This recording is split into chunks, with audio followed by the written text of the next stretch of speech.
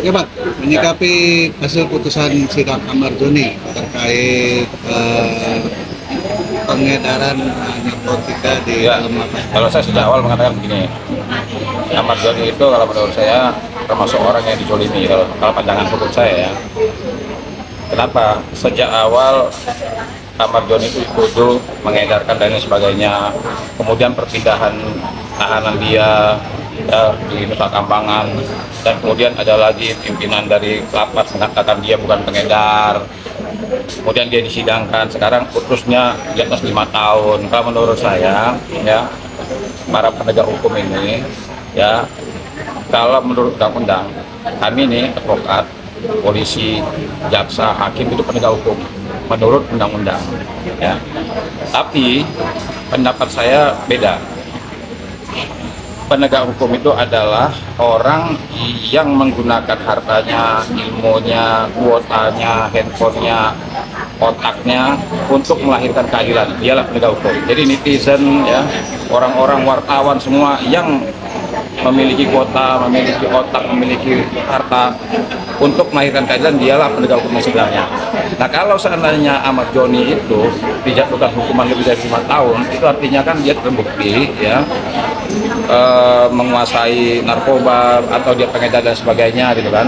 Kalau menurut saya jangan terlalu zolim ya, penegak hukum kita ini akan diminta pertanggungjawaban baik di dunia maupun di akhirat. Ya, ilmunya dari mana, digunakan untuk apa dan sebagainya. Kalau menurut saya penegak hukum ya yang melacurkan profesinya sebenarnya dia lebih hina daripada pelacur di pinggir jalan. Kenapa? Pelacur di pinggir jalan itu dalam memperoleh profesinya dia tidak disumpah dengan kitab suci. Kalau penegak hukum seperti kita, advokat, polisi, jaksa, hakim, dia memperoleh profesinya disumpah dengan kitab suci ya. Dan putusannya, penetapannya, kesimpulannya, semuanya itu bisa membuat orang susah begitu banyak dan membuat orang menjadi sengsara, nama baiknya hancur, hidupnya hancur, semuanya hancur. Jadi menurut saya dengan putusan Joni dijatuhkan di atas 5 tahun, menurut saya ya, pandangan hukum saya dan pendapat saya, itu putusan yang zolim. Artinya harusnya putusannya seperti apa Pak? Kalau pandangan apa? Begini, kalau kita baca undang-undang tidak ada ya satupun pasal yang mengatakan bahwa pengguna narkoba itu dipidana, nggak ada. Kalau kita tanya sama BNN, kita tanya sama Menteri Kesehatan, kita tanya sama Menteri Sosial, sudah pasti penyalahguna itu direhab, udah nggak ada lagi tawar-menawar. Kenapa? Karena dia orang sakit. Orang sakit itu bukan dihukum, bukan dipidana. Satu-satunya jalan menyelamatkan orang sakit adalah diobati biar sembuh. Nah, sekarang Ahmad Joni kalau dipidana, Ahmad Joni pernah loh dipidana, sekarang dipidana lagi. Pidana itu memberikan ini nggak, solusi nggak, memberikan efek jerah nggak ada. Satu-satunya cara sembuhkan dia, selesai. Sekarang kalau saya masuk lagi di 7 tahun, inilah menurut saya putusan-putusan seperti ini yang menciptakan orang yang tadi mungkin memakai jadi bandar. Sekarang sekian tahun orang di dalam penjara, mau ngapain? Tujuannya apa? Supaya Ahmad Joni kapok atau supaya Ahmad Joni sembuh. Udah buat orang ini sembuh, biar apa? Biar dia paham bahwa penyalahguna ini akibatnya seperti ini loh. Kemarin dulu lapas kebakaran, banyak orang kebakar, anggang di sana. Yang disalahkan kementerian, overload. Ternyata overloadnya kebanyakan narkoba. Kenapa banyak narkoba? Orang narkoba semua dipidana semua, ya penuh narkoba. Nanti dia keluar, bukannya lagi jadi pemakai, jadi bandar. Nah, orang-orang yang menempatkan orang penyalahguna itu di dalam penjara, dialah yang menciptakan bandar-bandar narkoba. Nah, tapi kan ini putusannya mengikuti apa yang menjadi dakwaan dari jaksa ya, terkait dia melakukan Peredaran. menawarkan barang Ya. Iya. narkoba. Ya, kalau menurut saya ngapain ngikutin dakwaan jaksa? Hakim kan punya kewenangan penuh. Mau dibebasin juga boleh kok. Mau direhab juga boleh kok. Ya kan? Masa hakim tidak mendengar kok?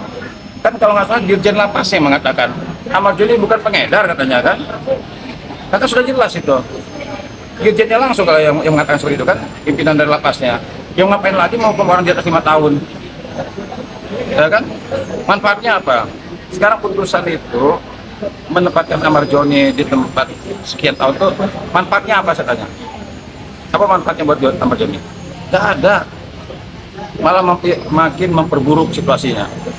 Kalau dia yakin, Amar Joni, ini kalau dia yakin ya, kalau majelis hakim yakin menjatuhkan hukuman di atas 5 tahun, dia yakin Amar Joni umpamanya mengedarkan dan sebagainya. Sekarang kalau ditempatkan lagi di atas 5 tahun lagi, terbuka nggak kesempatan kedua untuk dia melakukan? Terbuka lagi. Menurut saya udahlah, ibaratnya kalau bicara narkoba udah, kita ini penegak hukum pasti akan dimintai pertanggungjawaban kita. Ya, kamu menggunakan jabatan kamu ya untuk membantu orang atau membuat orang sengsara. Bang, ada yang menyebutkan Amar Joni ini residivis, gimana? Ya residivis itu kenapa? Karena nggak diobati. Coba kalau seandainya dia diobatin. Nah, cuman kuncinya gini, ya kita terbuka aja. Kadang-kadang hasil asesmen dokter, umpamanya Amar Joni wajib direhab selama setahun. Nah, kita harusnya mengikuti hasil asesmen itu. Kalau dia setahun jangan dikurangin. Nah, kadang-kadang begitu setahun hasil asesmen, direhabnya 6 bulan. Akhirnya kan nggak sempurna dia sembuh. Akhirnya pakai lagi. Harusnya mengikuti asesmen. Dan jarang saya temukan hasil asesmen itu dikabulkan oleh majelis hakim. Kalau asesmennya setahun dijatuhkan 6 bulan, 7 bulan, 8 bulan. Harusnya hasil asesmen itu kan hasil penelitian dokter. Kalau dokter mengatakan harus direhab setahun, ya udah jatuhkan aja setahun. Karena kan hasil dokter itu, biar dia sembuh. Kalau dia nggak sesuai dengan hasil asesmen, pasti jadi pakai lagi, masuk lagi. Akhirnya dia sebut residivis. Nggak sembuh, nggak hilang-hilang, dosa aja gitu. Oke? Oke, siap.